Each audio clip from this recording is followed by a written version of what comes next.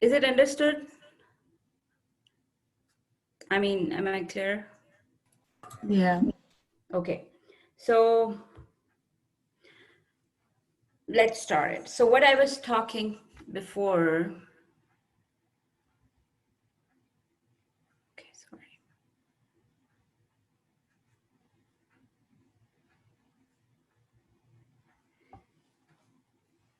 About voltage division. What do you think is the voltage division is?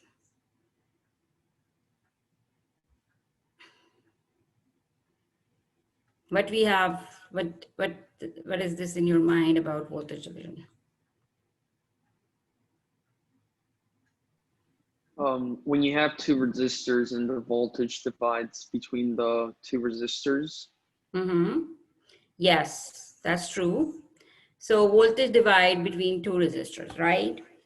If they are connected in series, that's an important condition. So I wanted to talk about another thing about voltage division, that if there is RL, load resistance, connected to the output resistance, how it will behave, okay? So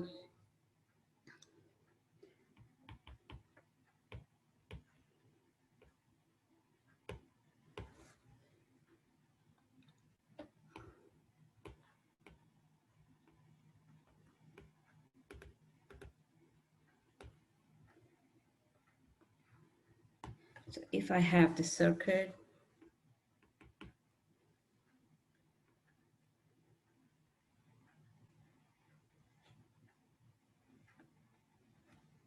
so we can do this too. It means that both are at the same level or the ground.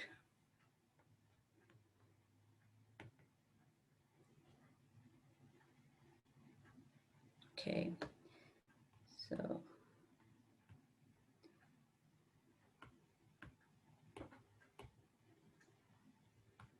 so previously our circuit was this.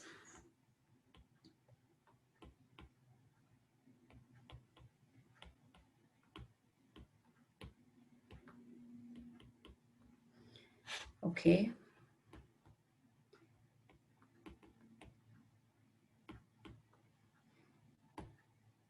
This is ideal scenario, and this is real scenario. So in ideal scenario, when you have to measure the voltage at the output, like here, it is actually equal to the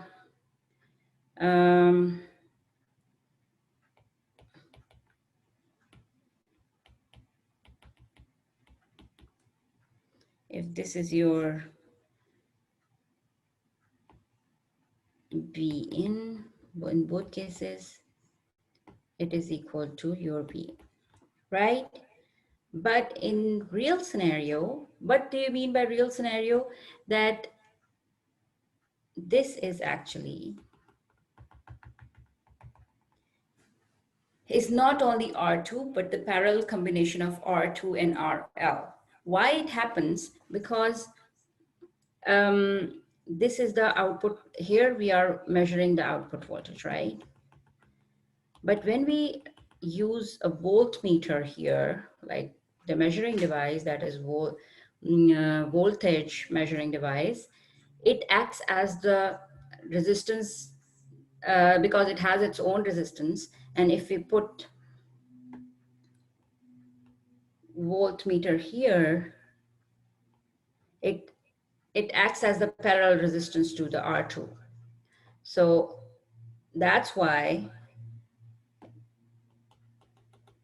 it's not the ideal scenario if we want to measure the voltage, that this will be, so this is kind of the resistance of the voltmeter. So this could be in the parallel combination of R2. So the output voltage for the real scenario will be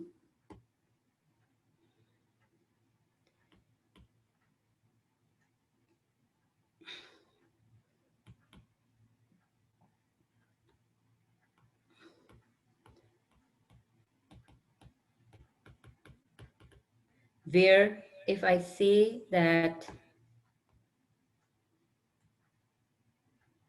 this combination represents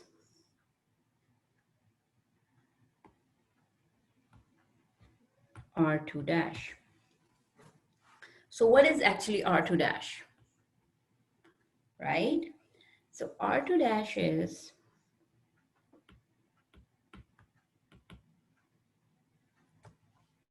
it's actually parallel combination of R2 with RL, if you see here. So what we learn about parallel combination, that in parallel combination, R2 dash will be equal to 1 over R2 plus 1 over RL. And if we try to solve this, it will be R2 RL plus R2, 1 over R2 dash. And R2 dash will be R2 RL divided by RL plus R2. So if we replace this here, right, it will become R2 RL plus R2 divided by R1 plus R2 R2 plus RL, right? Or R2 parallel RL divided by R1 plus R2 parallel RL. So it's not exactly what you should say the R2 that we are getting at output, but it's actually the parallel combination of R2 and RL that we're getting at the output. So the transfer function is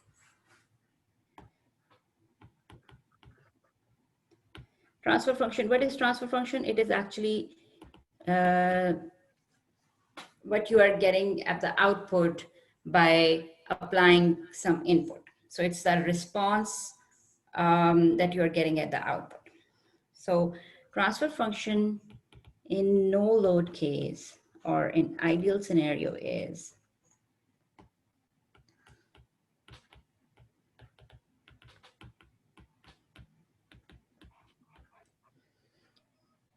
and in real scenario is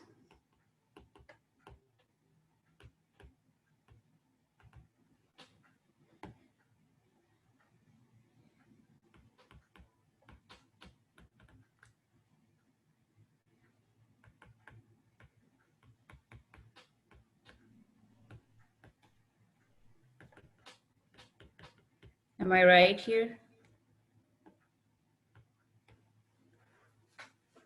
Or is there any mistake here?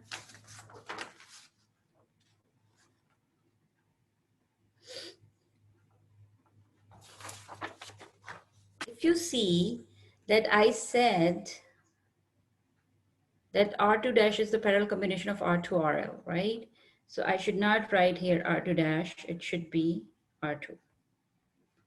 Okay. Now, let's say if we want that our output voltage or the transfer function in the loaded case should be equal to the transfer function, how it can be equal to the transfer function in the no load case, right? So how we can make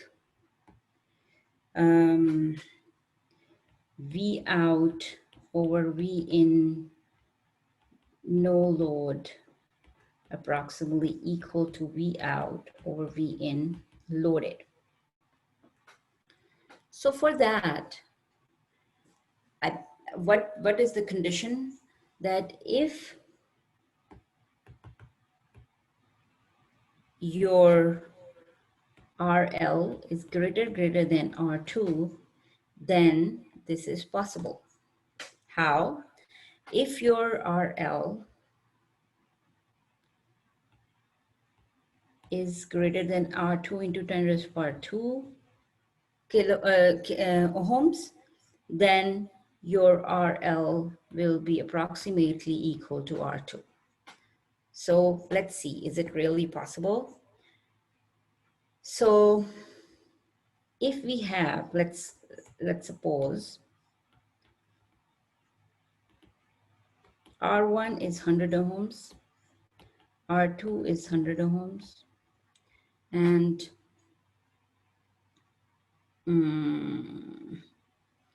RL is 10,000 ohms, right? Which is satisfying this criteria, right? So let's see whatever V out will be in the no load case and in the loaded case.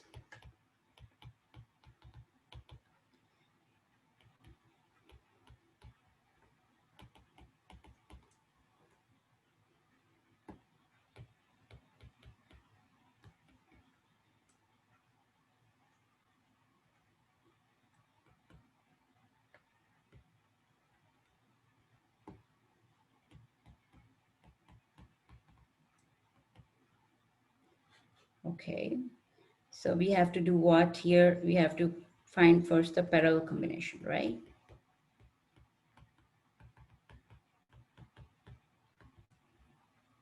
So parallel combination of R2 parallel to RL will be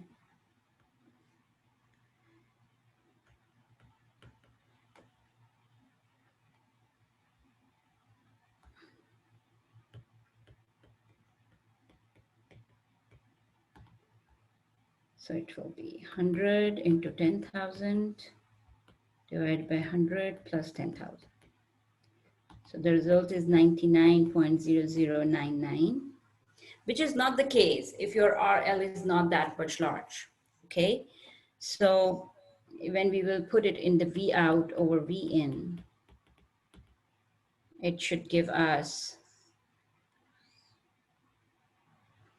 0.4975, which is equal to 0.5.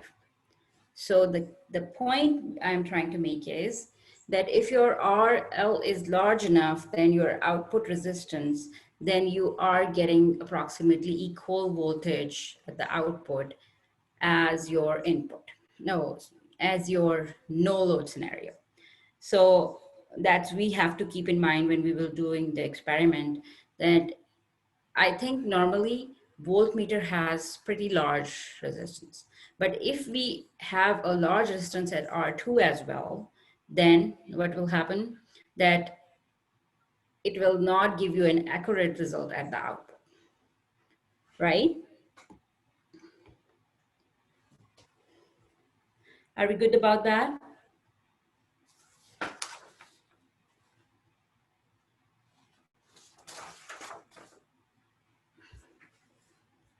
Can you hear me? Yeah, we Yeah, can. We're good. yeah, all clear. Okay. Okay. So let me go. So I wanted to discuss one example or the problem that I thought that it should be discussed that belongs to one's first chapter. So it's problem 1.35 that I want to do. So this problem says that you have to find Ix using Talagan's theorem.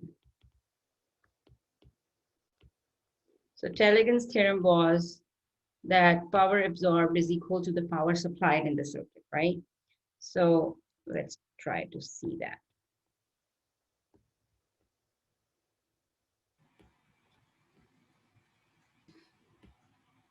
So these boxes are the maybe resistors, any component, we don't know, but they are passive um, components. That's what we know.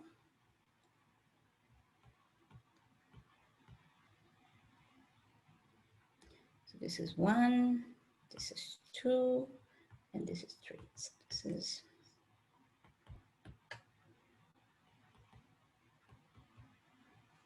Ix, 12 volts, 36 volts, Ix, 2 amperes, 2 amperes, and this is 28 volts. Okay. Okay. Yes, that's the circuit. So actually what I told you before, that we take sign from the arrow, right? Where arrow is entering anything. So the powers that I will try to find here will be, let's see. So the power absorbed or supplied here is P, and we did not define the current here. It's IX, okay? So P 36 volts is VI, right? Because you have the voltage and you have the current, so it will be VI. But if you see, your current is, if it will be here, it will be entering from the negative side, right? So that's why we will write minus 36 IX, because it's VI. Now P1 will be 12 IX, okay? Now, what should be P2? I did not define the volts here, I think. So it should be 24 volts. So what do you think? What is P2?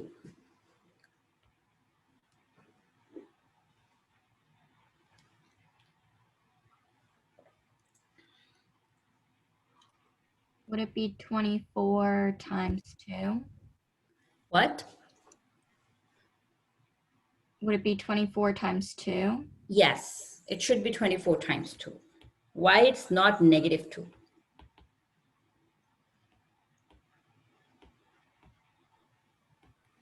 Because it's going through the positive end. Yes, because current is entering from the positive side. You should, I mean, it's very simple thing, but sometimes it gets confusing. So just remember that the circuit will be easy for you, okay? So, okay, so this is IX, means, you know, if you remember that we have defined that this has some magnitude in it, so it's 1 IX, so it's okay. Now we will see what is here at this point. Okay, so this is a dependent source. Dependent source is always dependent on some independent source, right? So, but you also know how it is related to your independent source. So it is related by Ix. So whatever current is Ix here, the voltage across here is 1 Ix. So how we will try to find this?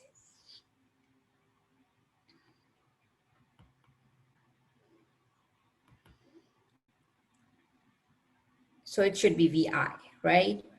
So I will do minus 2 Ix. Is it okay?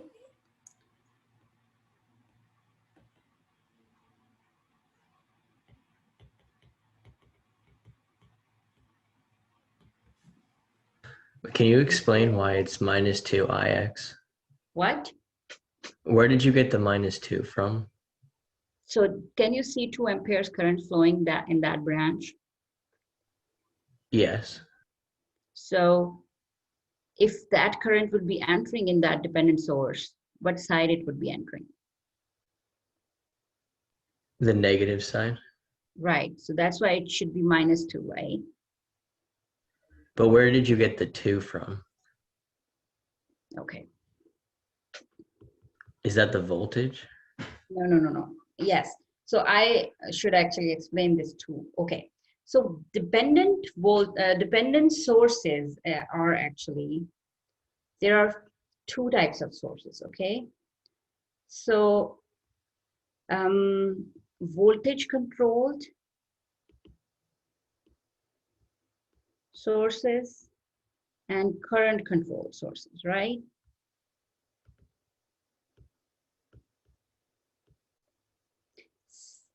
So, and they can be voltage source and current source. So voltage control sources means that the independent voltage is voltage, and the dependent voltage is also the voltage source, right? But current control sources means that the independent voltage is current, but the dependent voltage is voltage. So which means that, so if this is V in, this will be something GV in, right? Similarly, if this is your I in, this will be something GI in. Now, this thing is actually the voltage that it is defining, okay? Similarly, it happens here. IX is actually the voltage that is dependent on the independent source, okay? Am I clear about that?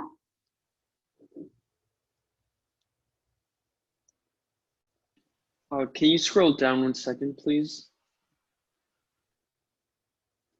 Okay, And thank you. similarly, I will write it here. So this is the voltage control source. So voltage will be the independent and current will be the dependent source. Okay, and similarly here, current will be the independent source and voltage will be the dependent source.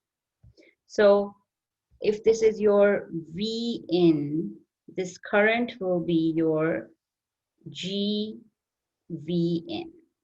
Similarly, if this is your I in, this current will be your GI in. So whatever we are defining at the voltage source, the dependent source, take it as it is. Like if you see here, I have defined it IX, right? And I said that this is one IX. So it is dependent on IX, but it's the voltage source that I'm defining. And that's why its voltage is 1 IX.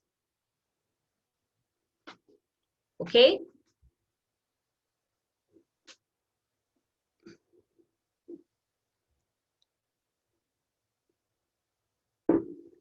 Is it little confusing?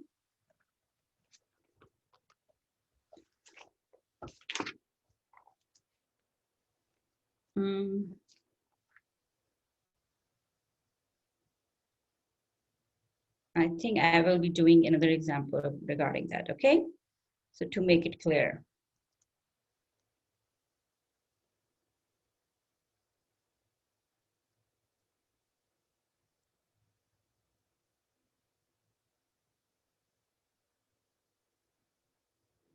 What I'm trying to say is the defining thing that you will be defining will directly apply on it. You will not need to think that this is your, like IX is the current sign, how it can define the voltage. I know that's the concern, right?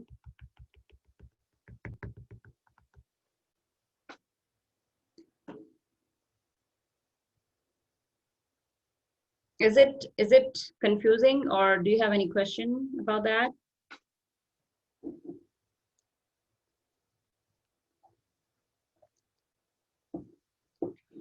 Who was asking about that? I understand it now. Thank you. Okay, thank you. Okay, so let's go from there. Okay, so what I was saying is, so we are good with the signs, right? And we have defined almost all things: P1, P2, P3, Pi, and P36 volts. Yes. Okay, so when you were defining the power absorbed Halligan's theorem, I mean, power absorbed is equal to power supplied, right? I will be doing this like that.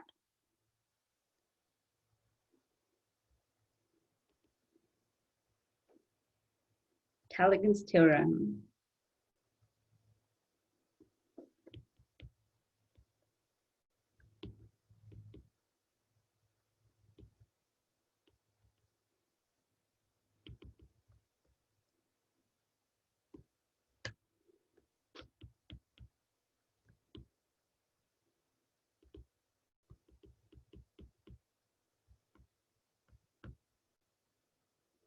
Okay, so one thing you need to remember that here you know that there are two things that are supplying power, PIX and P36 volt, right? But when you will put them in here, you will not use your signs because you will use your signs when they will both on the same side, right? So right now, you already put them on the other side. Or if you are calculating total power, then you can write like this, that minus 36 Ix minus 2 Ix plus 48 plus 56 and plus 12 Ix is 0, right? This covers the whole thing, but not in this case when I'm writing it here, so right? So when I'm writing it here, I should write 36 Ix plus 2 Ix. I mean, it's fine, but if you are writing in this format, you just write like that. Just take care of your signs.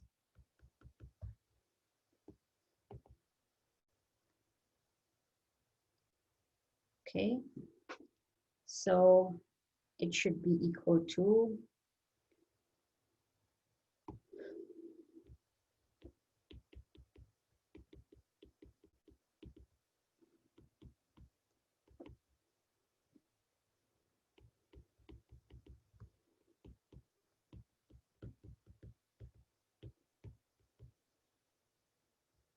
right?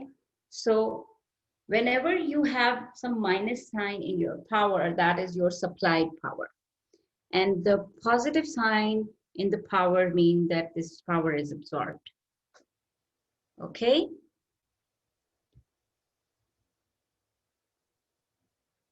So you need to take care of these. I think we have solved them for the simple elements, but not for the elements like that. So just take care of this, that we need to be careful about that. Okay. So like we have defined the voltage division, we will also define the current division.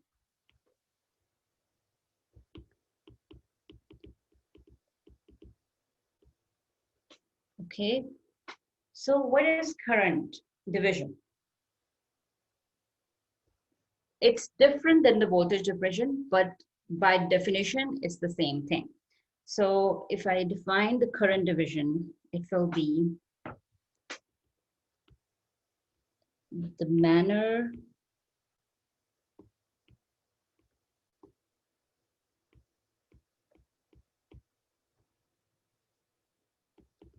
in which current I of t from source divides between two branches is called current division.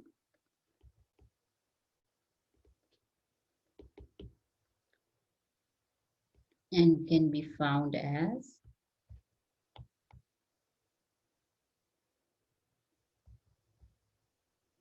okay, so we will define that too. We just not need to worry that.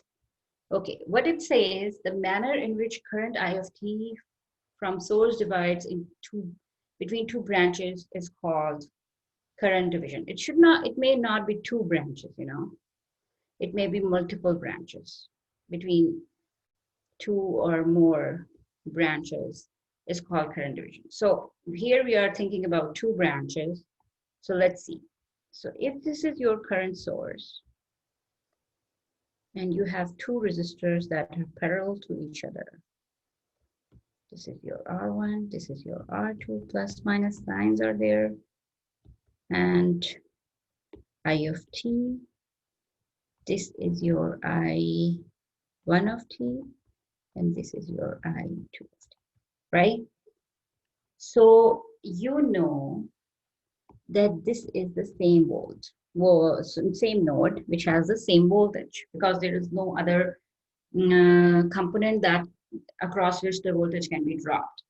So we can write this as this voltage here at this node, we can write as V of t, or I think I can also do one thing. Instead of doing this,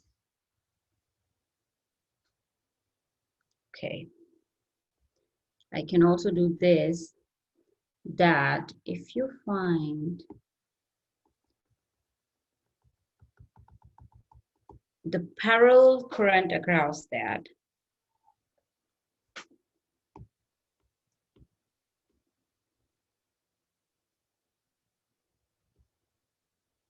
so this is also equal to RP.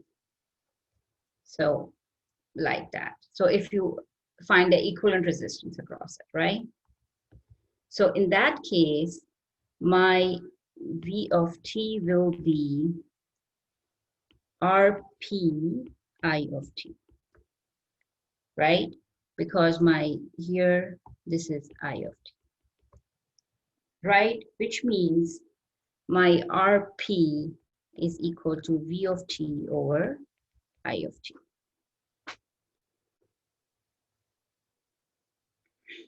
Okay, so now let's see if I try to find this current here, I1 of t, what will be it equal to, right? So my current I1 of t is V of t divided by R1. But what is V of t? V of t is RP I of t, right? So if I want to replace this here, then I can find my I1 of t. But RP, I know, is R1 into R2 divided by R1 plus R2, right? So if I just replace this RP over there, it will become R1, R2, R1 plus R2 into I of t, right? So replacing this here will make it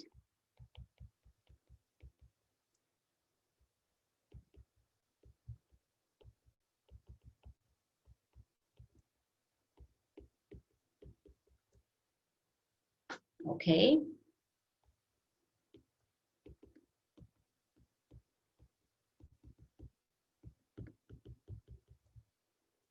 So my I1 of t is, if I want to find I1 of t here, it's actually R2 divided by R1 plus R2 into I of t. So it's opposite to what we did in the voltage division, right? So in the voltage division, if I just try to quickly write it, V naught of t, or V across R2 of t, was R2 divided by R1 plus R2 V of t. So it was across the same resistance you are trying to find the voltage. But here it is across the other resistance if you are trying to find the voltage in the first loop. So it's kind of opposite to each other. So this is our I1 of t. And what is I2 of t? So if I write it like this is my I1. And if I write this just to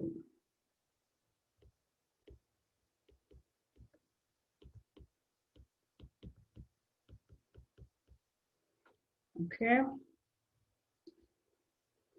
Okay, so I2 of t will be RP First, I need to define that. What is R2 of T? I2 of T. What do you think?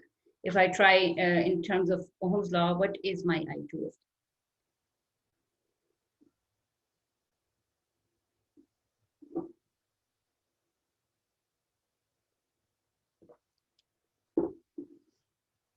Would it be V of T over R2? Yes, that's true. So it's V of T divided by R2, right? And V of T is RP I of T divided by R2, where it is R1, R2, R1 plus R2 into R2 I of T. And it will become R1 divided by R1 plus R2 I of T.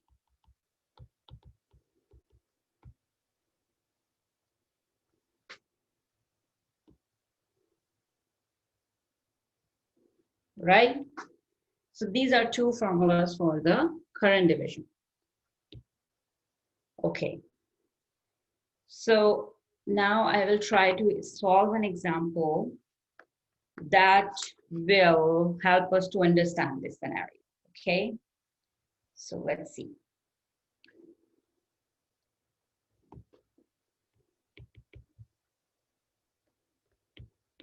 This is from your book, example 2.17.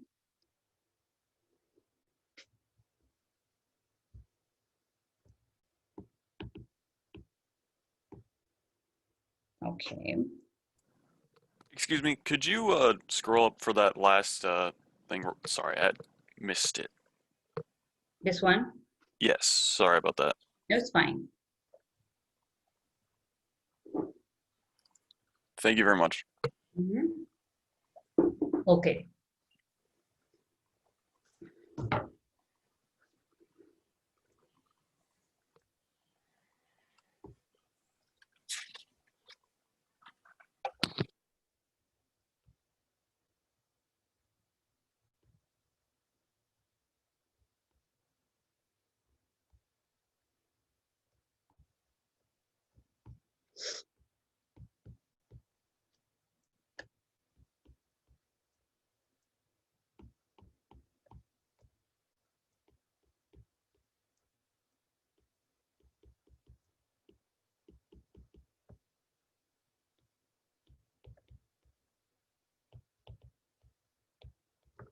Okay. So this is our circuit. Can you tell me which one of them, these resistors are in series and which is in parallel?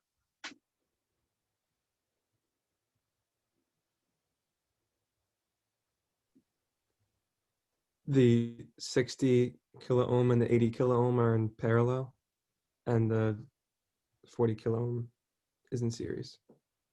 The 40 kilo ohm is in series with what? 80 or 60?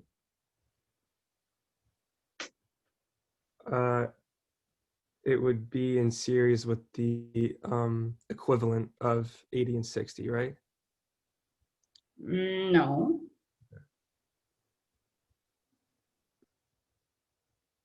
Okay. So this is actually, you know, what I should say, trap or something, because this thing actually, what you have seen in the voltage division,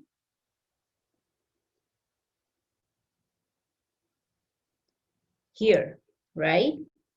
These two resistors are in series, but as you are measuring the voltage here, that's why it looks like that this is also some branch, right? But it is just that you put your voltmeter here to measure the voltage, right? So it's not like that we are dividing current, we are just trying to see or label that this is our output voltage, okay? So this is actually nothing but just that we are measuring voltage drop here. So if we are measuring voltage drop here, it should be like that. So which is nothing, that's the open circuit thing. It's not dividing the current, okay? So that's why 40 kilo ohms and 80 kilo ohms are in series, okay? and they both are in parallel with the 60 kilo ohms. So it means that whenever you see something like this, it means it is not pulling your current. It is actually just here to measure the voltage across this component.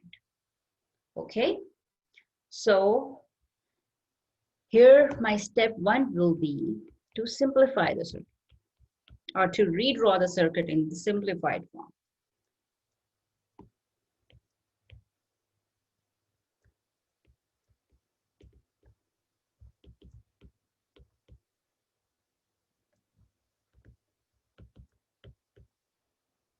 Okay, so my simplified form is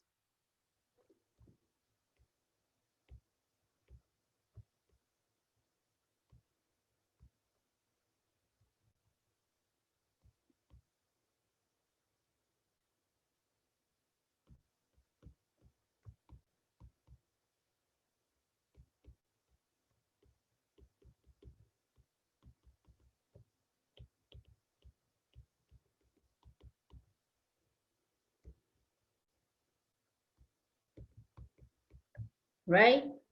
So which shows now that the current is not dividing at this point. It's same as I2 that is passing through 80 kilo ohms. It's just that we are measuring it as an output voltage. Okay, so another thing we know that this current, like the current source, has the current that is divided into I1 and I2. So I will write like this.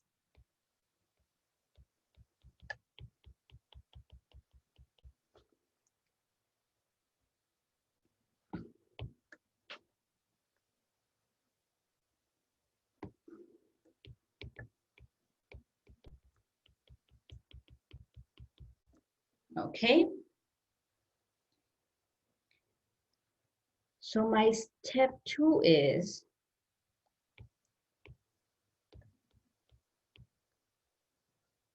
so what is the goal? I just didn't write that. Sorry. So we have to find output voltage. Find V naught. Okay. And we have to also find I1 and I2. Okay. So to find I1 and I2, what should I do? I will, as I don't know the voltage here, so I will maybe apply the current division rule, right? And if I know the current here, I can just find the output voltage. So let's see. Because if you don't know the voltage, so you can see in the current division rule, you don't need the voltage. You just need currents and the resistors. So, okay.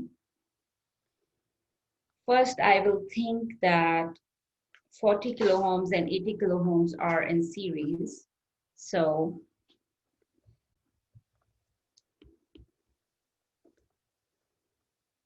as we have defined a simplified circuit, so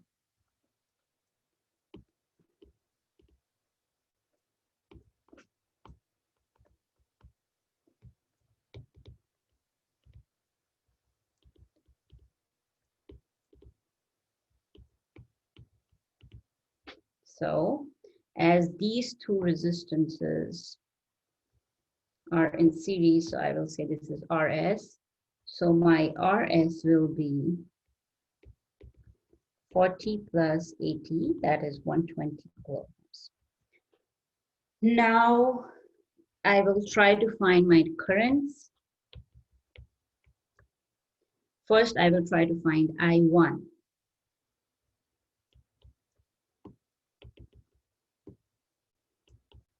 So what is my I1 here? What do you think? What should I write? According to current division rule. So my current division rule was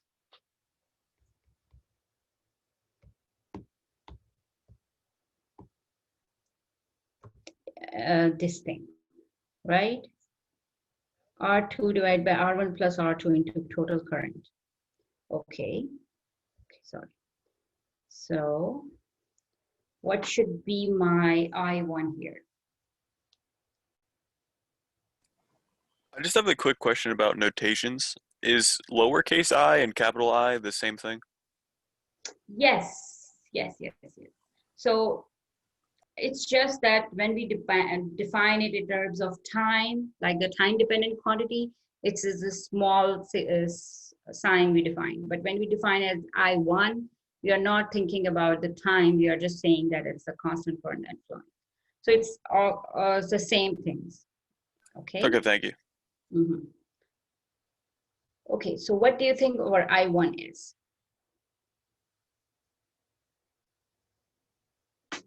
So our I1 is 120 divided by 60 plus 120 into 0.9 into 10 to the power minus. Why? Because it is, let's say that this is RS and this is R1.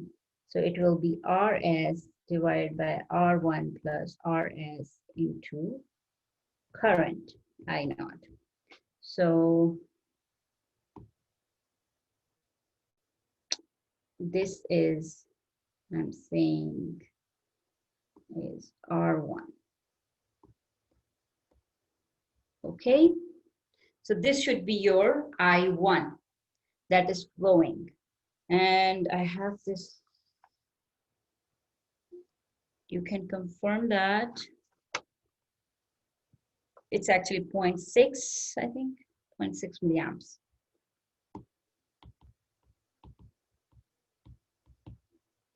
Now, what will be my I2? What do you think? 0.3 milliamps. 3 milliamps? 0.3 milliamps. I know, but what should I write? 60, Like the formula. no. Like R1 From the over, book. Okay, yeah, go ahead. I'm just joking. Yeah. R1 over R1 plus R2 Yes, that's multiplied true. by, But if I just plug the values in, what it should be? 9 milliamps minus I1, which is 0.6 milliamps, is equal to I2. Yes, that's another way. Yeah, that's true. But I think I wanted to write it in current division form. So yes, you are right that the easiest way is I minus I1, that will be 0.9 minus 0.6. That's 0.2, right? But I wanted to write in this form. So my numerator should have this. That is 60 kilo ohms divided by 120 plus 60 into 0.9 into 10 to the power minus 3, and that should give me 0.3 milliamps. So I'm just trying to show that how current division works. Okay, so now we know both the currents. Is it easy to find V naught?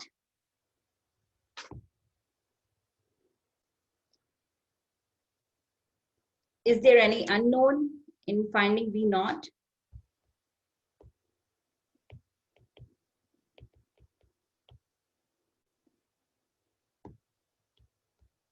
V naught is IR, right? So what it should be?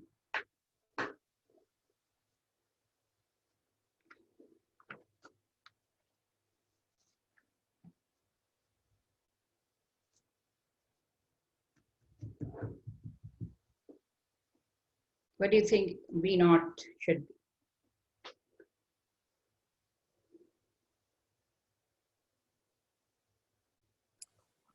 Would it be 0.3 times 80? For Yes. Yes, yes, yes. It should be like that. But what I'm trying to say is think that I2 is flowing the same, right? Because this is just the terminals to measure. So yes, you're right. So V naught is actually I2 into 80 kilo ohms. which is 0.3 into 80 kiloohms, milliamps into 80 kiloohms. It's equal to 24 volts.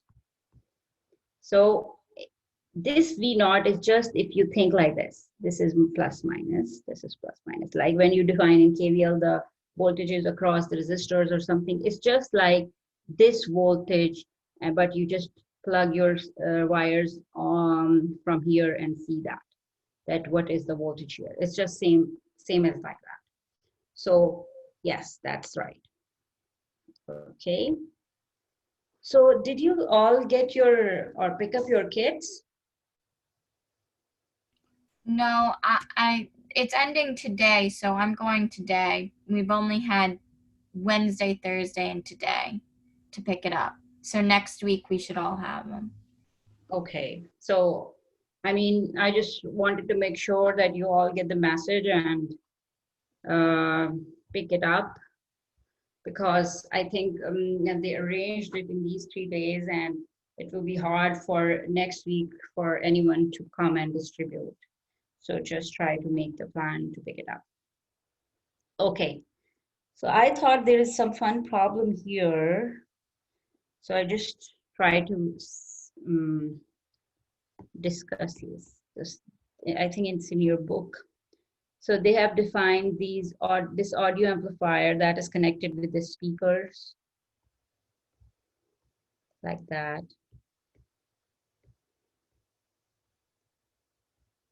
And they told us that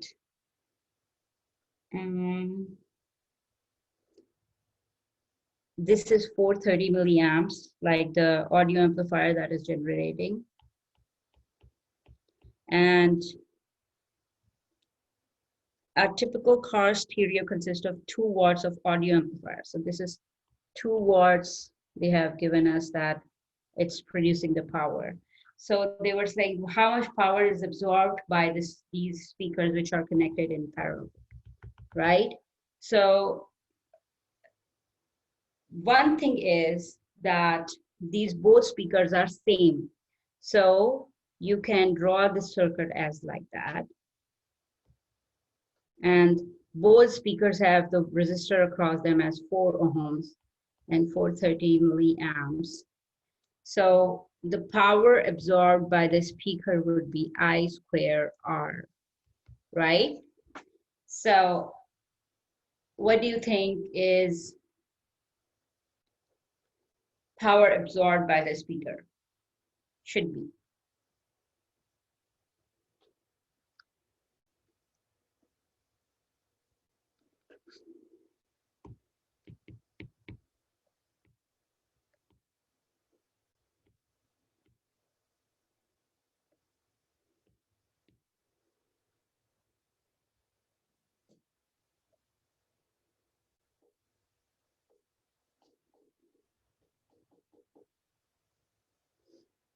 Do you have R, but you don't have I, right?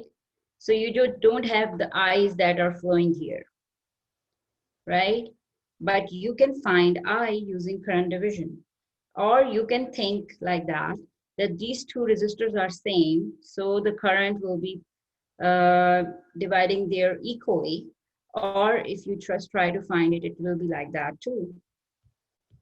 So it's 1/2 into 430 milliamps, right? So it will be 215 into 10⁻³ square into 4. So power absorbed by each speaker will be 184.9 milliwatts. So it's just a simple thing to look at. Okay.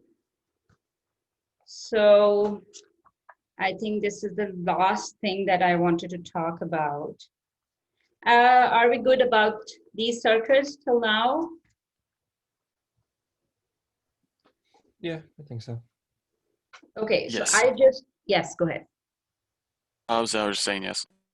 Okay, I just want to recommend, try to do them as we are going in the lectures, because I think said it before that once they are getting complicated, you cannot just catch them up doing all them at once, because it takes time to absorb them, that what's going on. Okay, so it takes, so some things are easy to absorb, some things take time, right? So if you give this subject time to absorb, then it will be very easy for you. But if you will just try to do it at once, the things will be easy, but it's really hard, little bit hard to process. So just do it according to the pace. Okay. So now we try to, so till now we discuss mostly one source and maybe multiple resistors or passive components. Now we will try to do multiple sources.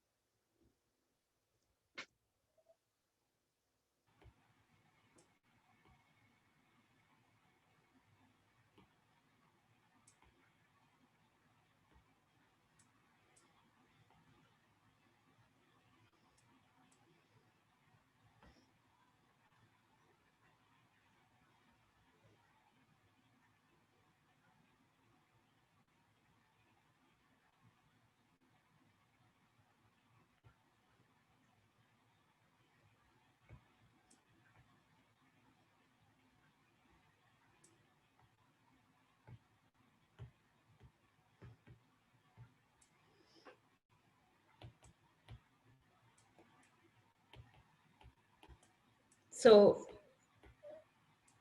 what happens is when we first time see the circuit, it looks complicated. But when we again see it, it looks a little bit easy.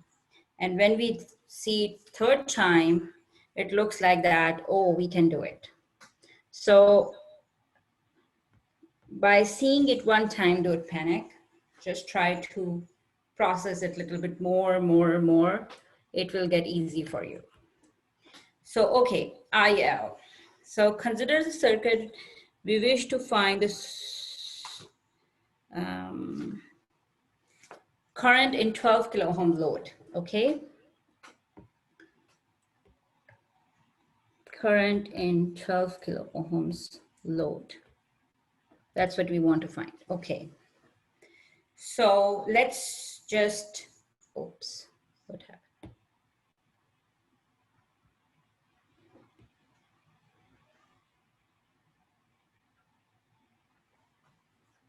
Hello, can you hear me? Yeah. we can hear you. Yeah. Yes, we can I hear can you. hear you. Okay, I don't know. I thought my Zoom went off. I was like, oh my God. Okay. Okay, so what I was saying is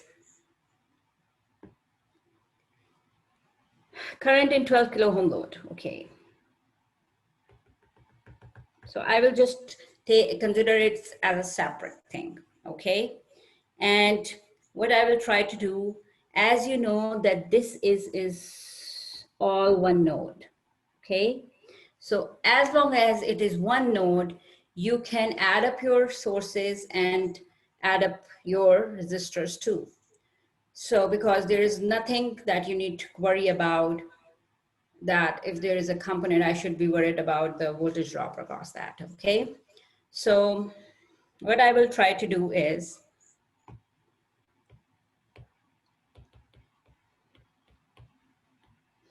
simplify the circuit if I can, okay?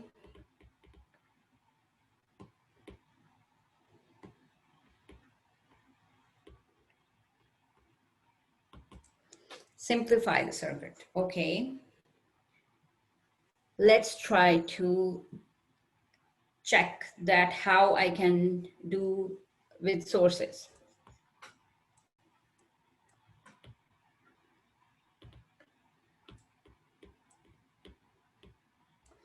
So you have 1 milliamps, 4 milliamps, and 2 milliamps.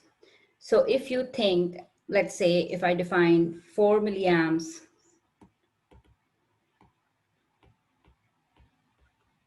minus 1 milliamps minus 2 milliamps, right? It should be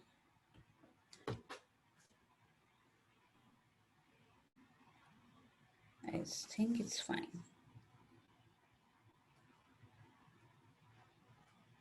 Yes. So 4 milliamps minus 3 milliamps is 1 milliamps, right? And the direction it should take, it will be this one, like the 4 milliamps, because it's the maximum quantity. So let's redraw this.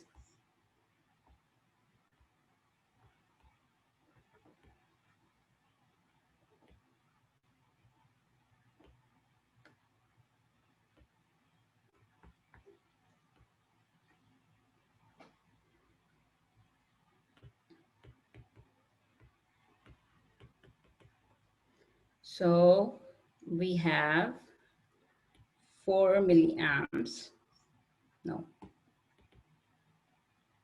1 milliamps, right? And the resistors, 18 kiloohms, 9 kiloohms, and 12 kiloohms.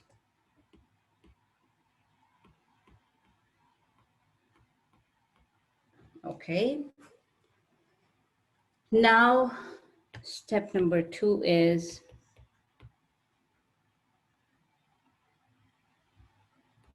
simplify the circuit by combining resistors.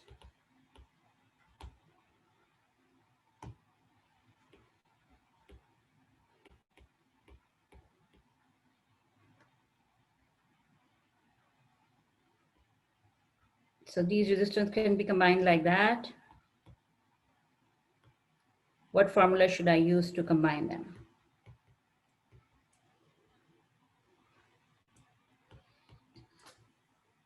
Resistors in One. parallel. What? Oh, when the resistors are in parallel. Yes. So these resistors are in parallel. So I should be doing this. One thing you should take care of, that always use the basic formula. 18 kiloohms plus 1 over 9 kiloohms plus 1 over 12 kiloohms will be equal to, so you will solve it and it will be equal to 4 kiloohms. Why I am emphasizing that you should use the basic formula, because when we have the two resistors, we can write like that.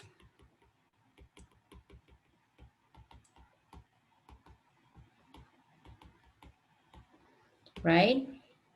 But when we have three resistors like this, we cannot write like this, because it will now be having that multiplication of three resistors. So it will be like this.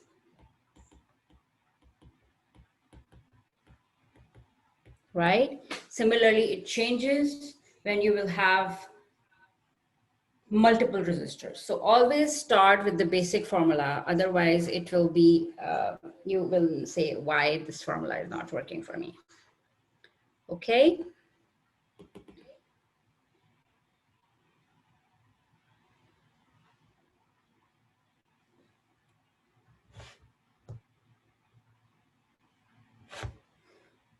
Okay. So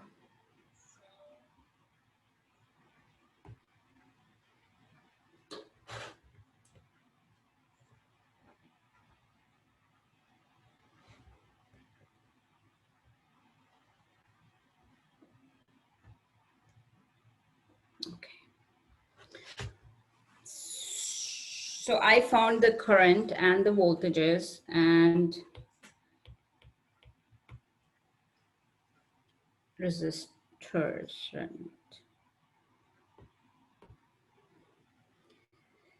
So I have RP. I don't have RL yet. Oh, sorry, RL we have, but I don't have the current across that. Do I need the current across RP? What do you think? To find IL? No. No. So how I will find IL?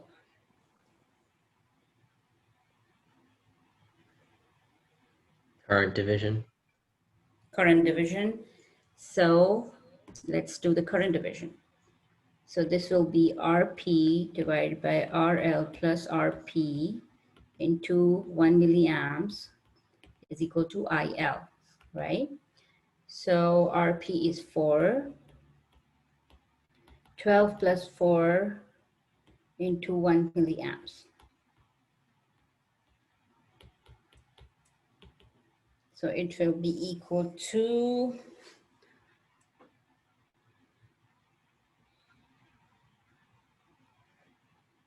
okay.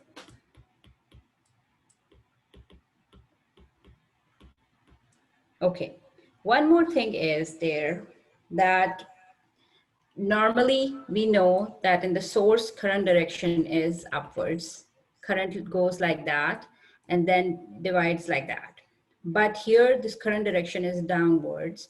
So we will take it as minus 1 milliamps and your IL will be minus 0.25. So because it's opposite to the current that it should be. That's why. So that's about it. Do you have any questions regarding that? Do you understand this? Or have you all submitted your homeworks or not yet? I think you have 1-2 days more. I haven't. I have not yet. I haven't. Have you seen I that? haven't. Have you seen that? I've seen it. Okay. So I have given some hints, but I also tell you, or I mean, giving a more help that if you try to see your examples related to the problems that I have given, it will be easy to for you to do that. Okay. So I prefer you don't start doing it at the last day because I receive a lot of emails and I just cannot process some at the same time. So try doing a little bit earlier and try to follow the examples and the lecture. I think you will be able to do that. Okay? Sounds good? Yeah. I have a question Yeah. about. I have a Yes, question yes, go ahead. because the schedule, the modified schedule next week, we don't have our Tuesday classes, so I'm wondering how that affects our lab. We don't have classes only on Monday, right? Yeah, and on Tuesday we follow the Monday classes. So Tuesday, So do you have a clash? we don't have a lab. We only have one class that week. It would be Friday. No, no, what I'm trying to say, you don't have clash with your Tuesday schedule, right? Correct. If Mondays follow, Monday and Tuesday are combined. They're not combined. We have Monday classes on Tuesday instead of the Tuesday classes. So Tuesday classes just don't happen next week. What I'm trying to ask is, so do you have a clash between your Monday and Tuesday classes? Like if Monday classes are happening on the Tuesday? Or is it okay? I mean, like next week, they will be doing it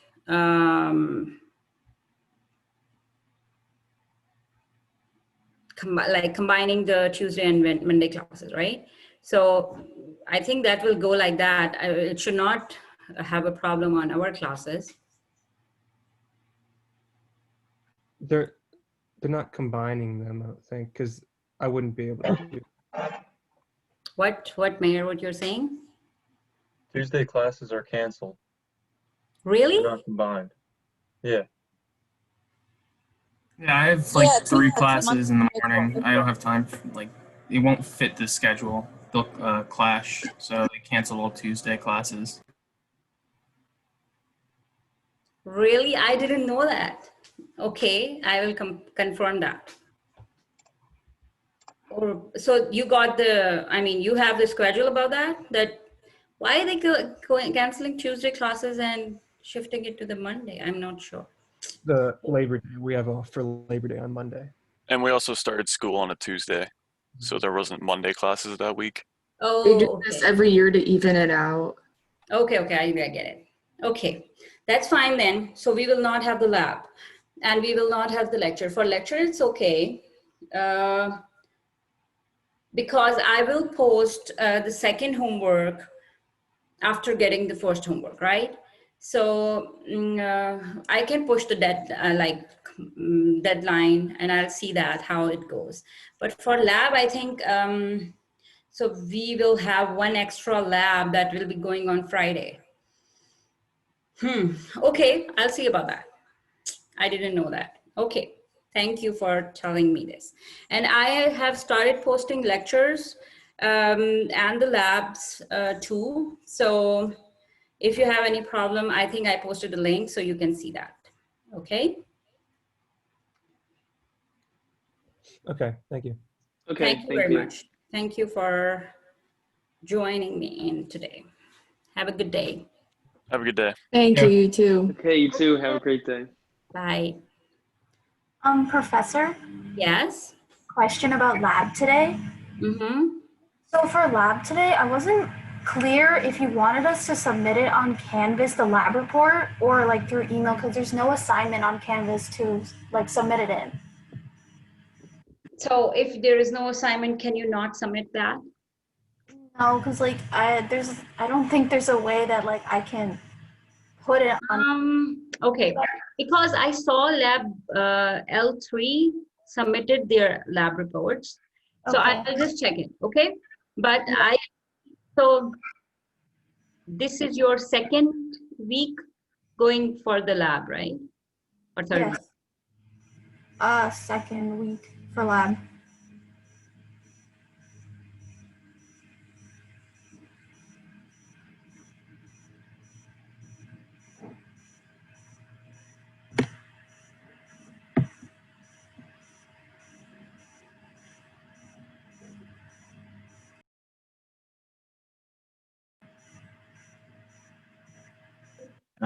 Professor, I have a quick question on those kits.